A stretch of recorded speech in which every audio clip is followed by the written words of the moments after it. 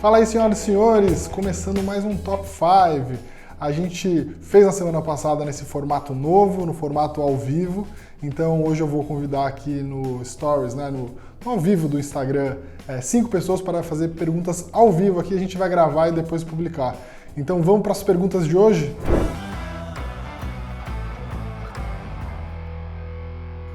Olá, Otávio! Bom dia, Renato Breia. Tá só aí na varandinha, dando uma descansada? Um pouco pós-almoço. Boa. Qual que é a pergunta que você manda aí, Otávio? Além do Bitcoin, eu vi que a Dogecoin teve uma subida grande aí, a própria Ethereum. Se você tem mais alguma na carteira, recomenda? Qual a sua posição sobre o assunto? Ótima pergunta, tá? Eu tenho Bitcoin só, mas eu acho que Bitcoin nem é a melhor opção hoje. Eu preferiria ter o Hash 11, que é um ETF que compra uma cesta de criptomoedas. Por que eu acho que isso vale a pena, né? O ETF é uma forma muito barata de você se expor a índices, e o Hash 11 ele vai ter bitcoins e outras moedas. Isso significa que se alguma moeda se tornar mais relevante até do que Bitcoin, você vai participar dessa evolução das criptomoedas. Então, o Hash saiu recentemente, vai ser listado acho que essa semana ou a próxima, então acho que é uma melhor alternativa. Eu não vou participar da oferta, mas assim, eu pretendo vender meus bitcoins e comprar esse Hash 11, que eu acho que é uma melhor opção do que ficar comprado numa moeda só. Você tem mais diversificação. Perfeito, Renato. Muito obrigado. Valeu, Otávio. Um abraço e bom final de semana. Ótima pergunta do Otávio. Essa pergunta está aparecendo bastante, a história sobre criptomoedas e também sobre qual que é a melhor maneira de se expor, né? E aí, velho, tudo bem, cara? Tudo bem, e você? Tranquilo. Vamos lá, manda aí, vamos ver se você responder. Vou falar contigo sobre o mico. As perguntas estavam muito boas, agora vamos levar para a parte importante da bolsa. O que é que tu acha de agora 1,68? Os fundamentos estão andando, né? Ou seja, a estruturação está andando numa velocidade bem dentro da expectativa. Eu esperava que o mercado reagisse um pouquinho melhor a essas notícias mais recentes. Quando alguma coisa anda diferente do que eu imaginava, e eu acho que está andando muito diferente do que eu imaginava, eu estou achando que o mercado está penalizando, não sei porquê, aí eu passo a considerar que tem alguma coisa que eu pensei errado. Eu agora prefiro assim, ficar de fora eu digo, não vou vender minha posição nem nada, mas tentar entender o que está acontecendo melhor, mais profundamente, de estudar mais o case, para ter mais convicção, para ver se a minha convicção continua igual, e aí assim apesar do processo de turnaround tá andando dentro do esperado, tem que lembrar que a empresa ainda tem alguma dificuldade porque é uma empresa muito alavancada, né? Então, apesar de o resultado tá vindo bom, o operacional tá vindo bom, é uma empresa que ainda tem uma alavancagem muito grande, então isso consome caixa e tal. É claro que você pode falar assim, bom, então você se influencia pelo preço, das ações? Não deveria. Na verdade, você deveria fazer ao contrário. Se as ações caem sem nenhum fundamento, você deveria comprar mais. Mas enfim, eu não tive tempo ainda de estudar profundamente até eventualmente dobrar, vamos dizer assim, a minha aposta, tá? Porque eu acho que ainda é um ativo que tem muito valor. Eu acho que é um ativo que pode tranquilamente valer R$3, R$3,5 por aí. Pois beleza, Breno. Muito obrigado. Beleza, cara? Da resposta. Tamo junto. Valeu, um abraço, bom final de semana. Vamos lá para a terceira pergunta de hoje. Ó, só pergunta boa. Os caras que participam aqui são nota 1000. Fala, Bruno. Fala, Breia. Como é que tá? Beleza? Tudo bem, e você? Tranquilão, cara. Caraca, gostei desse teu boné. Camaleão, hein? Opa! Eu sei que você é fã também, hein? Eu sou fã. Você é de Salvador? Não. Sou de João Pessoa, mas moro no Rio. Fala aí, qual que é a dúvida que você quer mandar? Vamos ver se você responder. Cara, eu tenho uma dúvida. Como que você analisa o case do Banco Inter, cara? Porque eu tenho o Banco Inter, eu acho que desde 2017, eu acho. Via como um banco, só que hoje eu já vejo como outra coisa meio que tecnológica, sei lá, eu vejo muita coisa além do que o óbvio, né? O Ragazzi é nosso sócio aqui já há quase 3 anos, ele investiu no IPO de Banco Inter, ele sempre falou bem do banco e continua investindo, ainda acha que é uma boa oportunidade, tá? Conversei com a Bogari lá atrás, o gestor da Bogari O Flávio, ele é um cara genial, o fundo é um espetáculo, ele também gostava de Banco Inter, ele é um value investor, e ele me explicava com muito entusiasmo o banco e eu nunca consegui entender o porquê que o banco precifica nesse nível, tá? Cara, se você for olhar o número de abertura de contas, a capacidade de execução do banco e tal, é impressionante, tá? Mas eu tenho minhas dúvidas se você não está pagando um preço muito alto pelo crescimento, tá? O Ragaz, ele tem uma abordagem que é um pouco diferente da minha, ele gosta de comprar negócios espetaculares a um preço razoável, né? Ele acha que as empresas que multiplicam por 10, 100, você nunca consegue comprar barata, você compra sempre a um preço ok, né, acreditando que essa é uma empresa espetacular. Eu acho que o Banco Inter entendeu muito bem a capacidade de você ter uma audiência gigantesca. Ou seja, quando você fala com 10 milhões de pessoas, né, e você adquiriu elas por um canal que às vezes é o banking ou é o crédito e tal, depois disso, quando você tem essa audiência e essa audiência ela é muito fiel a você, você tem a capacidade de plugar outros negócios nessa plataforma e basicamente oferecer tudo para essas pessoas, né? Você tem uma ideia de um super app, ou seja, qualquer coisa que a pessoa precise comprar, investir, sei lá, qualquer coisa, ela poderia fazer pelo Banco Inter. Essa é uma ideia, eu acho que o banco entendeu muito bem, acho que está fazendo muito bem. Esse é um negócio que eu nunca peguei, nunca investi, continuo olhando, mas assim como várias outras coisas que eu não peguei ao longo do tempo. Então, faz parte. O jogo de investir em ações tem uma questão que é muito importante, o Buffett fala muito, que é você se manter no seu círculo de competência. Tá? Eu nunca entendi o Banco Inter, continuo não entendendo, e eu prefiro assim, simplesmente não gastar meu tempo, gastar o tempo com coisas que eu entendo muito bem, que eu acho que tem uma boa oportunidade, estão num preço descontado e que vale a pena investir. Entendi. Você tá fora do papel, então, né? Tô. Outra coisa, vai ter o Camaleão ano que vem ou não? Então, já comprei. Não, meu já tá comprado faz tempo. Já comprei. Valeu. Aí, obrigado, hein? Abraço. Pedro. E aí, Breno, tudo bem? Fala aí, Pedro. Eu gostaria de saber como foi seu início de carreira. Calma, você tá com muita pressa. Ah, tá, tudo bem. Quantos anos você tem? Você tá falando de ontem. Eu tenho 22 anos, estou falando de Salvador, Bahia. Faz a pergunta, vamos lá.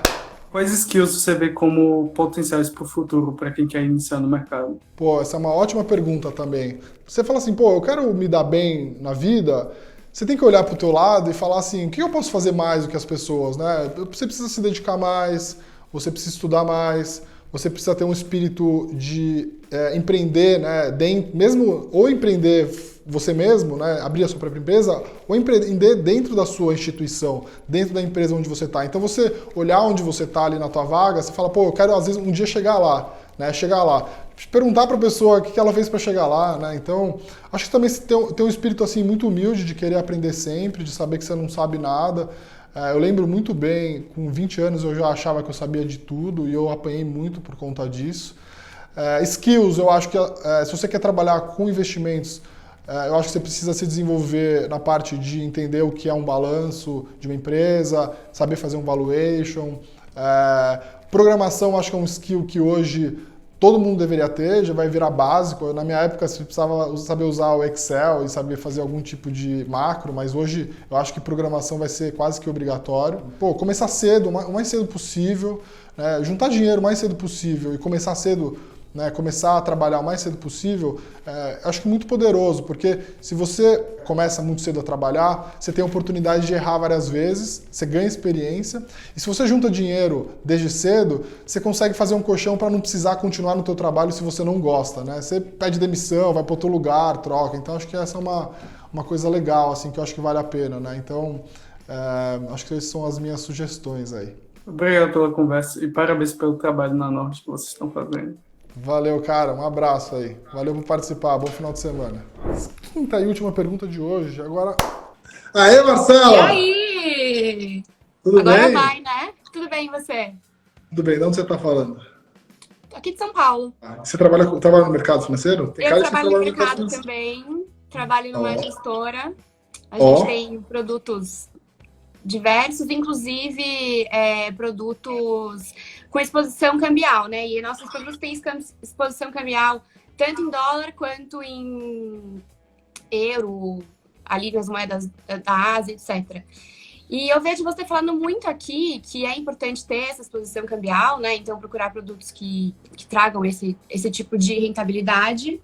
Mas eu confesso que eu nunca vi você falando de euro e etc. Tem alguma razão? Pois é, na verdade, assim, o dólar fica muito conveniente, né? Porque o mercado americano ele é muito grande, ele é um não real, né? Acho que o grande problema do Brasil aqui é você não ter real, né? E eu acho que poderia ter dólar ou euro. Eu, quando comecei a investir lá fora, eu procurei investir em euro, mas por uma questão muito pessoal, porque eu fui morar na Europa e eu via que eu não podia ter todo o meu dinheiro em real. Então, eu acabei, como eu já tinha muito bolsa no Brasil, eu falei que eu não vou ter tanta bolsa também na Europa. E aí eu procurei um outro tipo de investimento. Na época eu comecei investindo em imóveis, né? Mas eu acho que tanto faz, assim, sabe? Eu acho que poderia ser tanto euro quanto dólar. A questão realmente é não ter todo o teu patrimônio em real. O mercado europeu, assim, em geral, as empresas, né, da Europa, principalmente, as bolsas europeias e tal, também, eu tendo a achar que tem muita coisa do velho mundo, né? Não do velho mundo, porque a Europa é o velho mundo, claro, mas assim, eu tô falando do grandes bancos, sei lá, empresas sem grandes tecnologias ou sem grande potencial de crescimento. Assim, se você for olhar para o Ibovespa, acho que tem uma coisa que joga muito contra o Ibovespa. Se você for pegar o Ibovespa, quase 60% do Ibovespa é a velha economia, né? Quando você vai olhar o S&P ou as outras bolsas do mundo, tá invertido, né? 70% da bolsa americana já é a nova economia. São as empresas que provavelmente vão crescer mais ou vão se destacar mais. Então, investir no Brasil também é você apostar que os negócios antigos vão continuar sobrevivendo. E a gente vê que isso não acontece, né? Então, a Bolsa Americana ela tem uma vantagem muito legal, que ela sobe e vai se reinventando, né? Se você pegar a bolsa da década de 80, 90, de agora, dos anos 2000 e 2020 agora, são empresas completamente diferentes. Ou seja, as empresas da velha economia elas vão morrendo e as da nova economia vão ganhando participação. Então, o S&P ele sobe se reinventando. A bolsa brasileira ainda é muito concentrada na velha economia, né? Então você está apostando ainda muito em negócios que provavelmente não têm muito crescimento, etc. Então acho que também isso é uma coisa que as pessoas deveriam considerar, não só alocar em outras moedas, mas também alocar em economias onde as empresas, né, de destaque, de novo crescimento, das novas economias, elas sobrevivem e as outras morrem, né? Muito legal, ótima a sua participação, obrigado por ter participado, Marcelo, um bom final de semana. E a gente se vê pelo condado. Vamos ver se a gente tem tempo para mais um. Temos tempo para mais um, Ricardo? Uma pergunta bônus? E aí, Breno, tudo bem? Tudo bem, e você? Você está falando da onde? Você está falando da onde? Eu estou falando de Jandira, em São Paulo, Grande São Paulo. Boa, Gabriel. Eu tenho visto bastante aqui no Brasil, só que eu estou 100% investido no Brasil. Eu quero muito ter 100% do meu patrimônio investido nos Estados Unidos. Uhum. Qual o risco que eu corro tendo 100% do meu patrimônio investido em ações nos Estados Unidos? Tá. Essa é uma boa pergunta, tá? Eu acho que você não deveria ter nem 0, nem 100%. Eu acho que como os seus gastos, né, a sua vida está atrelada a essa moeda, você correria também um risco muito grande. Acho que sim. Você teria mais risco morando nos Estados Unidos tendo 100% do seu patrimônio em real do que morando no Brasil tendo patrimônio 100% em dólar, tá? Mas assim, a gente nunca sabe o que pode acontecer. Assim, já existe uma tese de dólar mais fraco rolando há muito tempo.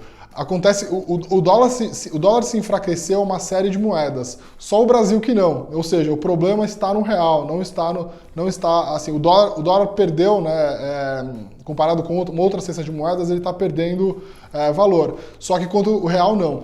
Então, assim, eu acho que a gente pode ter ainda um cenário de dólar fraco para o mundo todo, e aí eu acho que você corria um risco muito grande de ficar com o teu patrimônio oscilando muito, né, em termos de disposição geográfica. Eu acho que se você tem uma visão bastante clara de que o Brasil vai, se as condições no Brasil vão se deteriorar, e como eu acho que pode acontecer sim, eu teria algo em torno de 50-50, tá? 50% lá fora, 50% no Brasil, eu acho que seria mais prudente. A não ser que você pense em morar fora depois, aí faz sentido talvez você ir mudando para uns 70-30 e tal, mas se você pensar na sua vida, o resto da sua vida no Brasil, melhor que você tenha o seu patrimônio na moeda onde você vai ter suas despesas e os seus gastos, né? Entendeu? Valeu, Breno. Valeu, cara. Bom final de semana aí. Obrigado por ter participado. Pessoal, acabamos então, Ricardo? Fizemos 5, 6, né? 6, tá bom. Tá bom, né? Tá bom. Muito obrigado, pessoal, por vocês terem participado hoje. Vou voltar na semana que vem fazendo o mesmo formato aqui, tá? As perguntas sempre muito boas. Lembrando que esse vídeo vai sempre pro YouTube. A gente sobe ele sempre na terça-feira, né?